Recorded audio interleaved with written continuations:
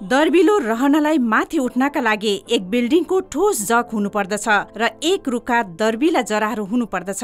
त्यसै गरी एक व्यक्तिले ठूलो भएर सफल हुनका लागि गतिलो शैक्षणिक जगको स्थापना गर्नु आवश्यक छ। कुनै पनि ठूला व्यक्तिलाई हेर्नुहोस्, तपाईहरूले उनीहरूको विशालताको बिउ सानै छँदा रोपिएको भेट्नुहुनेछ।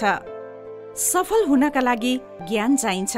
ज्ञान शिक्षाबाट प्राप्त हुन्छ र भाषाको सिकाइसँग शिक्षा सुरु हुन्छ। भाषामा निपुण हुनका लागि तपाईले वर्ण राम्ररी जानेको हुनुपर्दछ।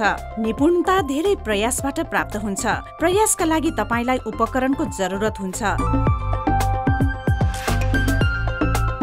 धेरै प्राचीन दिनहरूमा मानिसले अक्षरहरू सिक्नका लागि बालुवामा लेख्ने गर्दथे।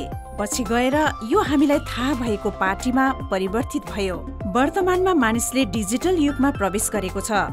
पोस्टकार्ड तथा पत्रहरू इमेलद्वारा प्रतिस्थापित भएका छन्। मोबाइल फोनले ल्यान्डलाइन फोनहरूको जग्गा ओगटेको छ, तर परिवर्तित संसारसँग अनुकूल हुन असमर्थ भएकाले गर्दा पाटी सयौं वर्षदेखि जस्तो थियो त्यही नै छ। यसरी पाटी अप्रचलित उपकरण भएको छ। शिक्षाविद श्री नल्लमल्ल रेड्डीले पाटीलाई आधुनिकीकरण गर्ने चुनौती स्वीकार गर्नुभयो। धेरै प्रयास तथा कष्टहरू पछाडि वर्णहरू सिकाउने अक्षर अभ्यास नामक विशिष्ट उपकरण तयार गर्नुभयो। यो शिक्षण प्रक्रियालाई छिटो र सजिलो पार्ने आधुनिक युगको यन्त्र हो। धेरै जस्तो माध्यमिकदेखि उत्तर स्नातकसम्मका विद्यार्थीहरूले अङ्क तथा डिग्री प्राप्त गरे तापनि राम्ररी लेख्न तथा पढ्न जान्दैनन्।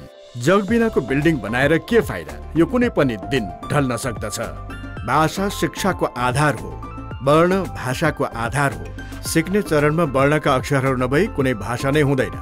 पूर्व प्राथमिक तहमा स्कुल सुरु गरेको पहिलो दिनदेखि नै वा नर्सरी, एलकेजी, युकेजी भरिको 3 वर्षभित्रमा वा बच्चाले सुरु गरेका प्रथम कक्षामै भए पनि यदि बच्चाले ढिलो स्कुल सुरु गर्यो भने उचित जग बसाउनु पर्दछ। शिक्षालाई वर्तमान तलमाथिको परिदृश्यदेखि माथि उठाएर वर्णमालाका अक्षरहरूलाई लेख्न र पढ्नमा उचित जग बसाउने हाम्रो प्रयासमा हामीले कुँदेका अक्षरहरूसँग क्षेत्रीय, राष्ट्रिय तथा अन्तर्राष्ट्रिय भाषाहरूमा पाटी तथा गुणन तालिका तयार पारेका छौं।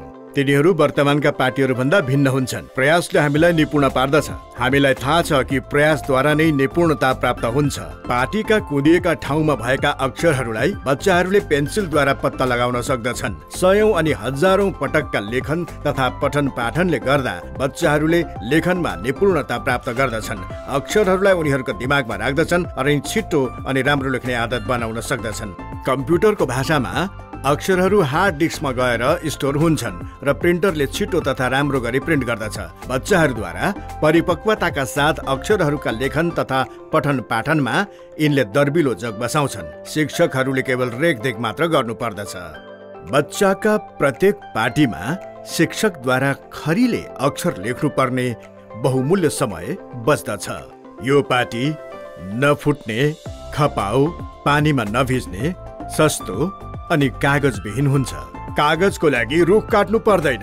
जब अक्षरहरू राम्ररी पढ्न अनि लेख्न जानिन्छ, पुस्तक सजिलैसँग पढ्न सकिन्छ।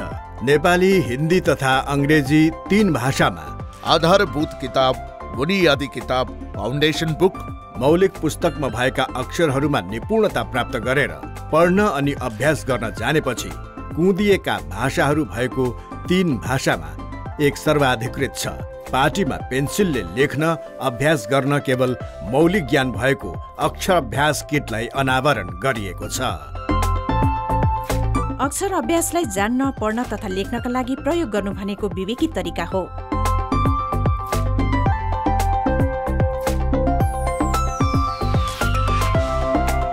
पहिला बच्चाहरूलाई वर्णहरू सिकाउन मलाई 1 वर्ष लाग्ने गर्दथ्यो। अक्षर अभ्यासको आगमनपछि वर्तमानमा उनीहरूले नेपाली, हिन्दी, अंग्रेजी तथा तालिका साह्रै सजिलो गरी सिक्छन्। यसले शिक्षकको धेरै समय बचाउँछ। यसले विद्यार्थीहरूका लागि अध्ययन सजिलो पार्दछ। साथै अभिभावकहरू पनि उपकरणद्वारा साह्रै खुसी हुन्छन्। अक्षर अभ्यासको प्रयोग गरे पश्चात मेरो छोरी अहिले पढ्नमा धेरै उत्सुक छ। अब हामी उसको होमवर्क बारे चिन्तित छैनौं। अक्षर अभ्यासले बच्चाको सर्वाङ्गीण विकास सुनिश्चित गर्दछ। अक्षर अभ्यासले उनीहरूलाई राष्ट्रको जिम्मेवार नागरिक बनाउँछ।